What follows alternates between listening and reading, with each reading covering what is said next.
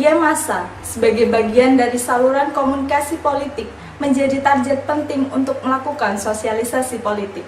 Media memiliki pengaruh yang sangat besar dalam kehidupan politik, karena media mempunyai kemampuan yang cukup besar untuk mempengaruhi opini publik dan perilaku masyarakat.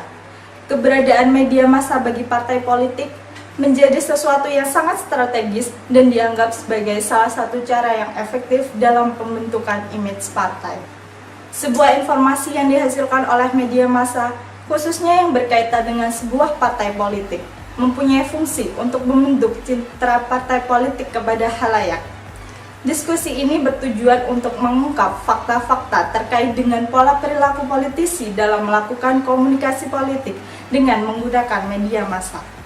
Di sini saya sudah ditemani dengan mahasiswa yang akan membahas lebih dalam mengenai tema diskusi kita hari ini. Dalam diskusi ini kita akan membahas tentang media massa sebagai saluran komunikasi politik dan wujud pencitraan. Melihat keadaan sekarang ini dengan kuatnya peran media massa, pastinya para partai politik akan memanfaatkan keadaan tersebut dalam menyampaikan komunikasi politiknya, khususnya dalam memunculkan pencitraan diri. Nah, pencitraan seperti apa sih yang akan ditimbulkan oleh partai politik tersebut? Baik ya, mungkin kita sebagai masyarakat Indonesia tahu bahwasanya pencitraan politik itu akan sangat gencar dilakukan menjelang pemilihan umum itu sendiri. Bagi para politisi, kampanye politik itu adalah sebagai langkah awal untuk menjalankan suaranya yang mungkin mereka bisa dapatkan dengan cara meyakinkan, mempengaruhi, atau melalui perang-perang iklan politik yang ada di dalam televisi ataupun di koran. Dan sejatinya bahwa pencitraan politik itu tidak dapat dipisahkan dari demokratisasi di Indonesia, terutama erat kaitannya dengan media, dengan kampanye politik itu sendiri. Seperti itu. Kalau menurut saudara?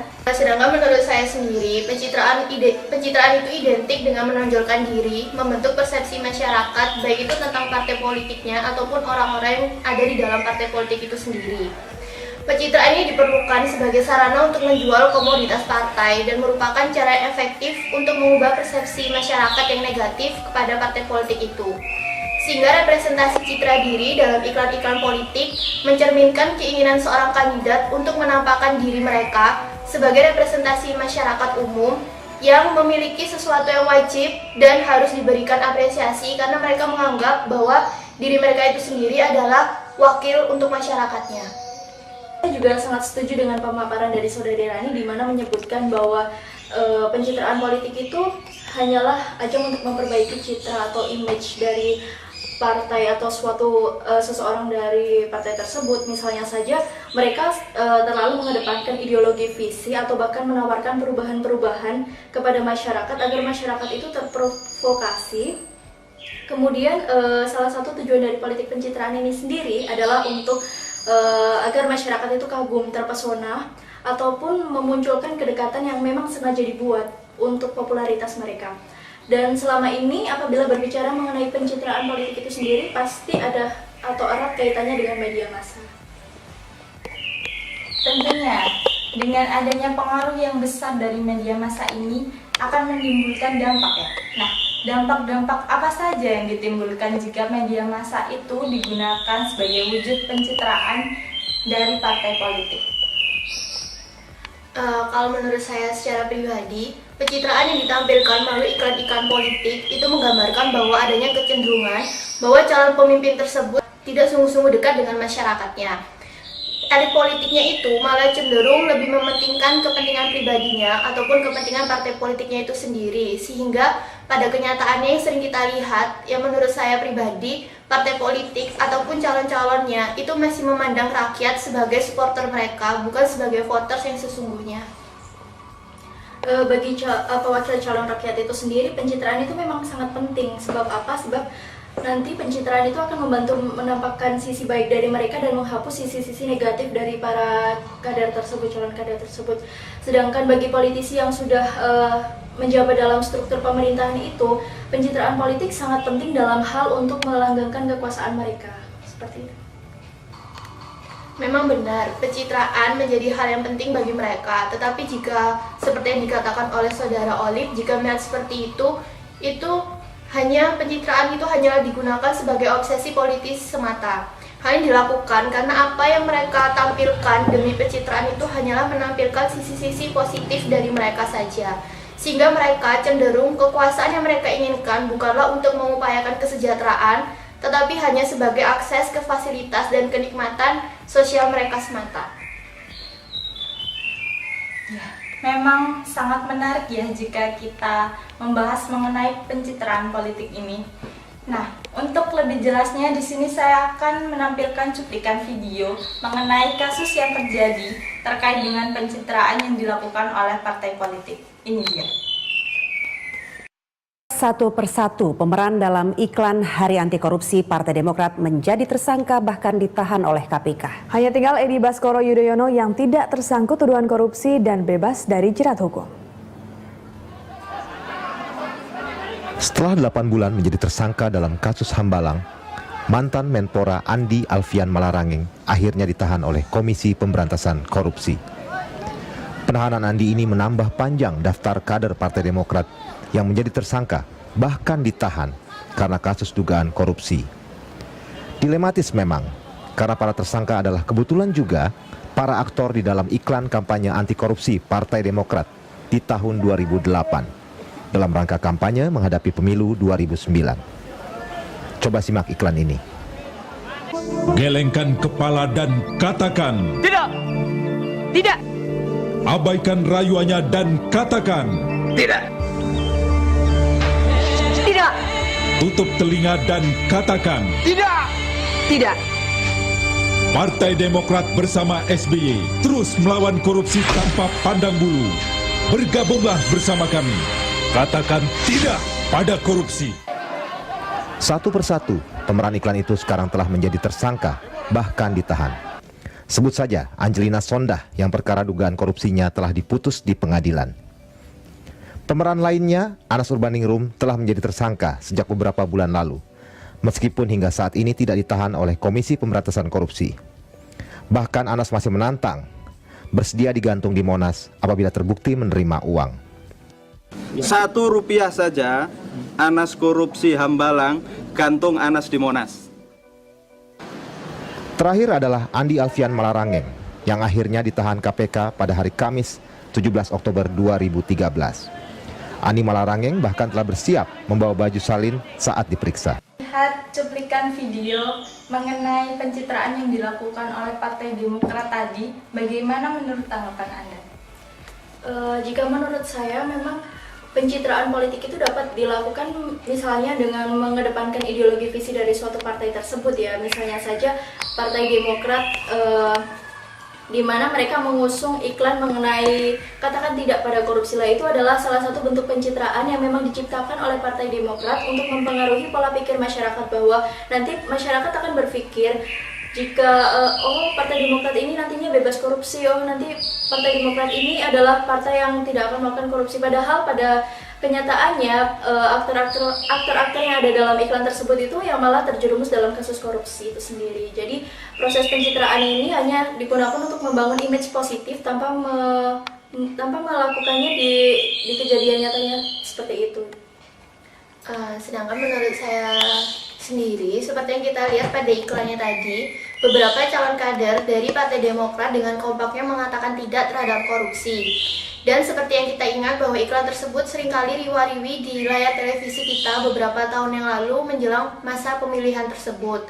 Melalui iklan tersebut, Partai Demokrat beserta para calonnya dengan kompaknya membangun citra yang positif terhadap partainya itu sendiri, yang menyatakan bahwa Partai Demokrat itu adalah partai yang mengatakan tidak terhadap korupsi. Tetapi dengan melihat kenyataannya, seperti yang kita tahu, setelah para calon-calon tersebut menduduki jabatan yang mereka inginkan, satu persatu calon atau satu persatu kader dari Partai Demokrat terjerat dari kasus korupsi. Dan yang lebih parahnya lagi, kader-kader tersebut adalah orang-orang yang terdapat dalam iklan itu sendiri. Hal ini membuktikan bahwa pencitraan yang dilakukan oleh Partai Demokrat itu hanya sibuk untuk membangun image dari diri mereka sendiri, dan setelah mereka memperoleh jabatan yang mereka inginkan, mereka melupakan janji-janji atau iklan ataupun citra yang telah mereka bangun di hadapan masyarakat. Hal ini karena citra atau pencitraan yang mereka lakukan itu hanya demi memperoleh jabatan yang mereka inginkan saja. Seperti itu. Apakah pencitraan politik selalu menjadi hal yang negatif? Sebenarnya bagaimana sih peran media massa itu sendiri dalam penyampaian komunikasi politik yang dilakukan oleh partai politik? Demokrasi yang seakan-akan dimiliki oleh penguasa dan masyarakat itu hanya sebagai objek dari demokrasi itu sendiri. Demokrasi kan maknanya adalah dari, untuk, dan oleh rakyat. Namun saat ini dikuasai oleh penguasa politik. Pers sendiri yang merupakan perwujudan dari demokrasi ternyata lebih berpihak kepada penguasa, dan masyarakat seolah cukup menjadi objek dari berbagai retorika yang dilontarkan oleh penguasa. Baik. Bagaimana bila kepuasan masyarakat diperoleh melalui pencitraan dan bukan hasil nyata? Dan apa sih sebenarnya fungsi dari komunikasi politik itu sendiri? Menurut saya, sehingga dengan melihat kejadian yang sering terjadi dengan hal pencitraan politik itu, sehingga muncul pernyataan yang mengkhawatirkan, yaitu bagaimana bila kepuasan masyarakat itu hanya diperoleh dari pencitraan, bukan diperoleh dari hasil yang nyata. Karena penekanan yang berlebihan pada aspek pencitraan ini dapat menimbulkan pemahaman yang negatif dalam masyarakat.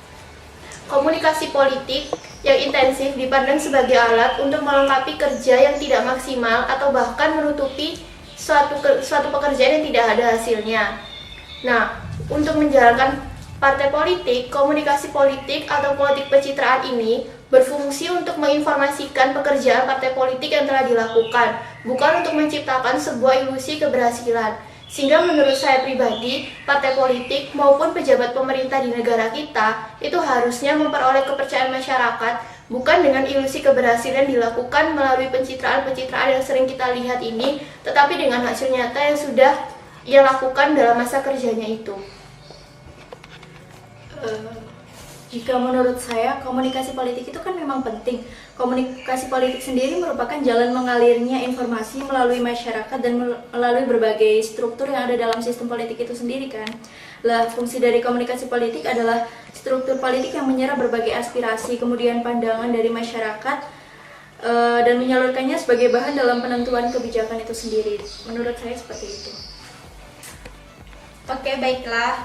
Sebelum diskusi kita akhiri, saya akan menampilkan cuplikan video yang sebelumnya kami sudah melakukan wawancara dengan seorang mahasiswa mengenai pencitraan politik ini.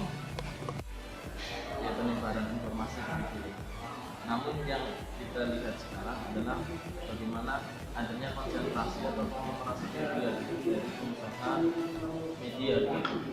Kita tidak bisa mengesampingkan bahwa media sekarang itu hanya memberikan informasi saja, tapi media sekarang sangat kental dengan konsumsi bisnisnya. Jadi informasi yang diberikan tentu saja akan dipengaruhi dari ide-ide pemilik media.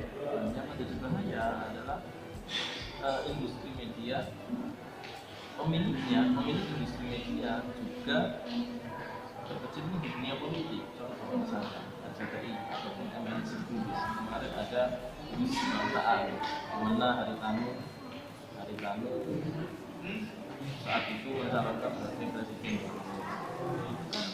Secara isi atau konten media itu kan sangat tidak begitu kebangsaan apa yang menarik dari lain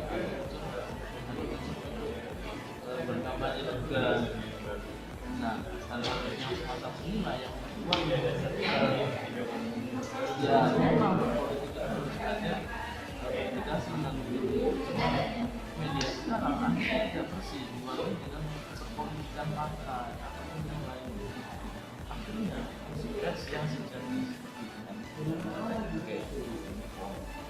sebagainya hilang gitu. Kalau di komunikasi ada yang namanya media dengan beriklan, tapi menyembunyikan sisi iklannya. Misalkan kalau di koran ada rubrik editorial untuk menulis itu semua, tapi itu dihilangkan. Jadi seolah-olah pemberitaan itu yang sebenarnya dihilangkan, tapi dihilangkan. Jadi seolah-olah menjadi ya ini adalah realitanya. Ini adalah mesin wartawan yang menulis, bukan ada unsur pengiklannya. Jadi dari diskusi yang telah kita lakukan dapat diambil kesimpulan bahwa pencitraan politik sebagai wujud komunikasi politik memanglah penting. Akan tetapi partai politik atau calon tidak hanya membangun citra positif saja, tetapi juga perlu mewujudkannya dalam hasil yang nyata. Oke, saya ucapkan terima kasih kepada Saudara Rani dan Saudara Olive yang telah meluangkan waktunya dalam diskusi ini. Ketika demokrasi begitu berisik, aurat politik menjadi dagangan menarik. Perkembangan teknologi informasi marak disesaki bisnis promosi diri. Media sosial sebagai alat komunikasi politik membuat eksis kawan dan membunuh lawan. Cepatnya informasi mendorong siapa saja menjadi pewarta dan saksi. Informasi yang cepat dan sekejap dicemari gosip dan fitnah. Saat lisan dan tulisan di jagat maya memaksudkan pesan yang tak biasa, batas tabu politik sudah terlabrak oleh pesan yang tumpah tanpa jarak. Pada media sosial, kita harus terbiasa memisahkan setiap dusta dari fakta.